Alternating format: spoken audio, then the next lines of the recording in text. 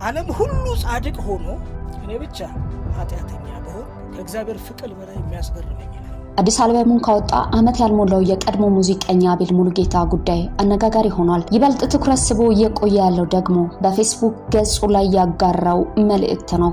ይህ መልእክት ምን ይላል? ቀጥለን የምንመለከተው ይሆናል። አብራችሁ ቆዩ። ከዚህ ቀደም በበርካታ ሙዚቀኞቹ ተቀባይነት የነበረው አቤል ዛሬ ላይ እውቅናው የሰለቸው ይመስላል። ተስፋ በመቁረጥ ጎዳና ውስጥም ወድቋል ይላሉ አንዳንዶች። ይህ በቀል ነው፣ ግራ ሲገባው የወሰነው ውሳኔም ነው ይላሉ። የኢትዮጵያ ሕዝብ ጥላቻውን የምታውቅበት መንገድ አይሰጥህም፣ የረቀቀ አካሄድም ነው፣ በዝምታ የሚቀጣ አይነት ነው። ሙዚቀኛው ላይ የሆነበትም ይህ ይመስላል። በመስራት ምን ያህል ከባድ ስራ እንደሆነ በነጠላ ዜማ ብቻ ተወስኖ የቀሩ ሰዎችን ማየት ምስክር ነው። ሙዚቀኛው ላይ የሆነበትም ይህ ይመስለኛል። አልበም መስራት ምን ያህል ከባድ ስራ እንደሆነ በነጠላ ዜማ ብቻ ተወስነው የቀሩ ሰዎችን ማየት ምስክር ነው። ታዲያ ይህን ሁሉ ድካም አልፎ ከቀድሞ ዝናው እጥፍ የሆነ ዝናን፣ ሙገሳን፣ ተደማጭነትን አልፎ ተርፎም ገንዘብ መስራትን ሲጠብቅ ለነበረ ሰው አልበሜን ጨረስኩ አዳምጡልኝ ብሎ ብቅ ሲል ሆዴ ባሰው ሁሉ ወረደበት። ምን አይነት ስነ ልቦና እንደሆነ ተመልከቱ። ሳይጮህብህ እንዴት መበቀል እንዳለበት ያውቃል። የሚያከብርህ በስራ ብቻ ሳይሆን በስነ ምግባርህም በንግግርህና በሚዛንህ ነው።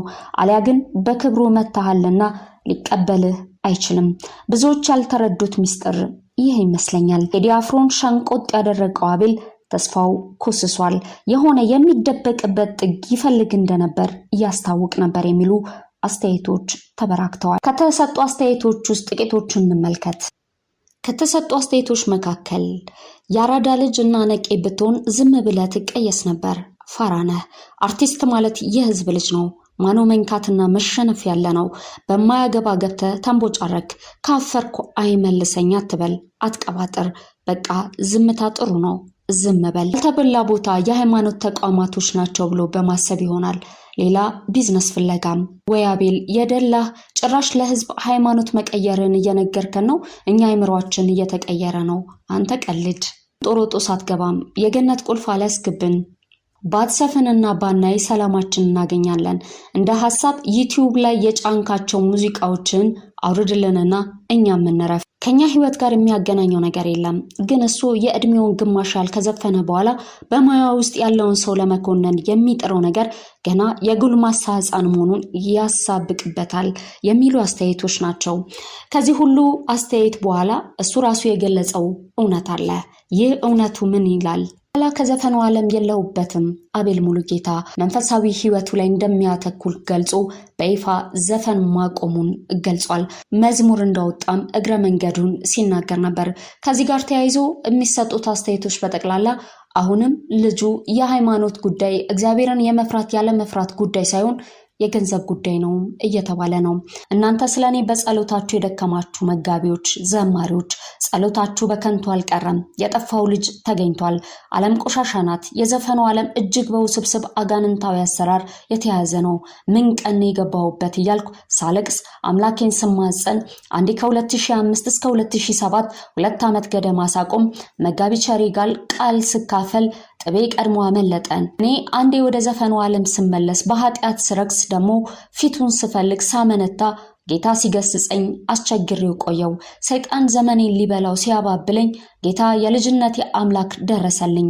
ዓለም ውሸት ነው፣ ዝናም ከንቱ ቆሻሻ ነው። የውሸት መልክ የውሸት ፈገግታ ብቻ ነው። ውሻ ወደ ትፋቱ ይመለሳል። ደግሞ የታጠበች ሪያ በጭቃ ለመንከባለል ትመለሳለች እንደሚባል እውነተኞች ምሳሌዎች ሆኖባቸዋል። ይህ ቃል ለኔ ነው። ስንቴ ስወጣ ስንቴ ስገባ ዛሬ ቀኑ ቆረጠ። አመለጥኩኝ፣ ታደገኝ፣ አዳነኝ፣ ሸክሜ ወደቀ። እሰይ ያልኩት ጌታን በጨለማ የነበርኩትን ወንድማችሁን ደጎ አባቴ አባታችሁ ሮጦ ተቀበለኝ። ጌታን ባርኩልኝ፣ ስሙን ከፍ አድርጉልኝ። ጻድቅ ግን በእምነት ይኖራል፣ ወደ ኋላ ቢያፈገፍግ ነፍሴ በርሱ ደስ አይላትም። ከዚህ በኋላ ዘፈኑ ዓለም የለሁም፣ ዳግም ዞር ብዬ አላየውም። ስሙ ይባረክ፣ ኢየሱስ ጌታ ነው። በዘፈኑ ያላችሁ ወዳጆቼ አሁን ሽንገላ የለኝም። ዘፋኝነት ከስጋር ጋር ተነጣጥለው አያውቁም። እኔን የታደገኝ አምላክ አምናለሁ፣ እናንተንም ይታደጋችሁ። እሰይ የተሰኘውን ዝማሬ ሰራሁት በ2003 ዓ.ም ላይ ያዳነኝን የልጅነቴን ጌታ ከሪያ ሰፈር ሆኜ ወይም በጨለማው ዓለም የአባቴን ቤት ናፍቄ ምነው አባቴ ቤት ሄጄ ባሪያ በሆንኩ ያልኩ በናፈኩት ወቅት የጻፍኩት ነው። ለዘማሪ በረከት ዓለሙ ሰጥቼው አስቀድሞ ዘምሮታል። ታዋቂው ድምፃዊ አቤል ሙሉጌታ በማህበራዊ ሚዲያ ገጹ ባስተላለፈው መልእክት ከእንግዲህ በኋላ ወደ ዘፈን ዓለም እንደማይመለስና ሙሉ በሙሉ ወደ ፈጣሪው መመለሱን በይፋ አስታውቋል። ድምፃዊው የዘፈን ዓለም በአጋንንታዊ አሰራር የተተበተበ ውስብስብና ቆሻሻ መሆኑን ገልጾ ላለፉት ዓመታት በኃጢአት ተዘፍቆና በዝና ተታሎ ሲባከን መቆየቱን በጸጸት ተናግሯል። ውሻ ወደ ትፋቱ ይመለሳል የሚለውን የመጽሐፍ ቅዱስ ቃል በመጥቀስ ከዚህ ቀደም በተደጋጋሚ ወደ መንፈሳዊ ሕይወት ለመመለስ ቢሞክርም ሰይጣን ሲያባብለው መቆየቱን አሁን ግን ቀኑ ቆረጠ አመለጥ ሲል ነፃነቱን ማወጁን ጠቁሟል።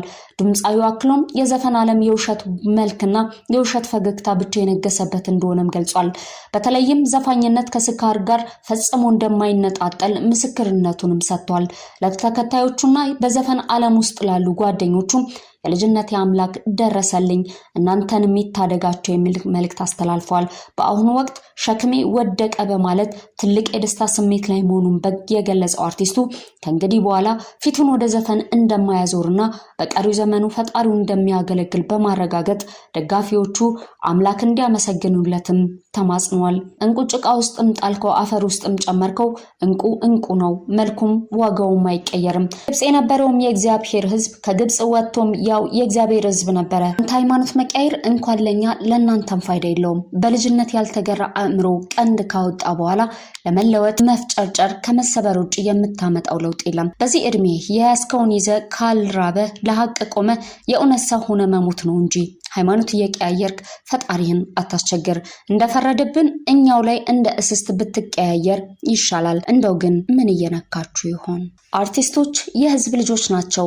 የአድናቂዎቻቸው አርአያ በብዙዎች ነገር ላይ ዛሬ በሚያደርጓቸው እያንዳንዷ ነገር ተጽዕኖ የሚያሳድሩ የበርካታ ኃላፊነቶች ባለቤት መሆናቸው ይታወቃል። ስለሆነም አንድ ህዝብ ልብ ውስጥ የገባ አርቲስት ለሚያደርጋቸው እያንዳንዱ ነገር መጠንቀቅና ኃላፊነት መውሰድ ይጠበቅበታል። አርቲስቶች የዝና ማማ ላይ ለመውጣት ብዙ ውጣ ውረዶችን ያሳልፋሉ። በአንጻሩ በቀላሉ በህዝብ ልብ ውስጥ መቅረት እየቻሉ እድለኞችም አሉ። ታዲያ በድንቅ ብቃታቸውና ተሰጧቸው ዝናን ካተረፉ በኋላ የቀደመ ሃይማኖታቸውን በመቀየር አድናቂዎቻቸውን ያወዛገቡም ብዙ አሉ። አርቲስቶች የፈለጉት ሃይማኖትን የመከተል መብቱም ነፃነቱም አላቸው። ይሁን እንጂ ሁሉም ነገር አደባባይ ላይ መውጣት እንደሌለበት ማንም ይስማማል። እንደሚታወቀው ታዳጊዎች የሚወዷቸውን አርቲስቶች አለባበስና ስታይል ሳይቀር ይከተላሉ። ይህን የሚያደርጉት በማመዛዘንና የሚጠቅማቸውን በመረዳት ሳይሆን እንዲሁ ለአርቲስቶቹ ያላቸው ፍቅር፣ ክብር እና አድናቆት አይሎባቸው ነው። አርቲስቶች በየትኛውም እንቅስቃሴዎቻቸው መጠንቀቅ አለባቸው የሚባለውም ከዚህ አንጻር ነው። ታዋቂ ከሆኑ በኋላ ሃይማኖታቸውን የቀየሩና የተለያዩ ሚዲያዎችን በመጠቀም በየቀኑ በአዲሱ ሃይማኖታቸው ውስጥ ያላቸውን እንቅስቃሴ የተመለከቱ ምስሎችን በማጋራት መዝሙሮችን በመልቀቅ ስብከቶችን በመስበክ እና አጋጣሚዎቹን ለሃይማኖታዊ ጉዳዮች በመዋል የሚታወቁ ታዋቂ አርቲስቶችን በተመለከተ ከማሳያዎች ጋር ከዚህ ቀደምም አቅርበንላችሁ እንደነበር አይዘነጋም። በየሄደበት ቦታ ሁሉ እንደ አዲስ ተወልጃለሁ ሲል የሚናገረው አርቲስት ሸዋፈራው ደሳለኝን ፈጽሞ አንረሳውም። ሃይማኖት መቀየር መብት ነው። ነገር ግን ወጣ ገባ እያሉ ያልተገባ ሐሳብና አመለካከት ማስረጽ ሌላ ጉዳይ ነው። ይህ ነገር በቀል ወይስ እውነት የታመነበት ልክ የህዝብን ፍቅርና ተአማኒነትን እንዲሁም ክብርን ካጡ ቆይተዋል። ነገስ ማንን እንጠብቅ? ማን ይበቀለን ይሆን? ሰናይ ጊዜ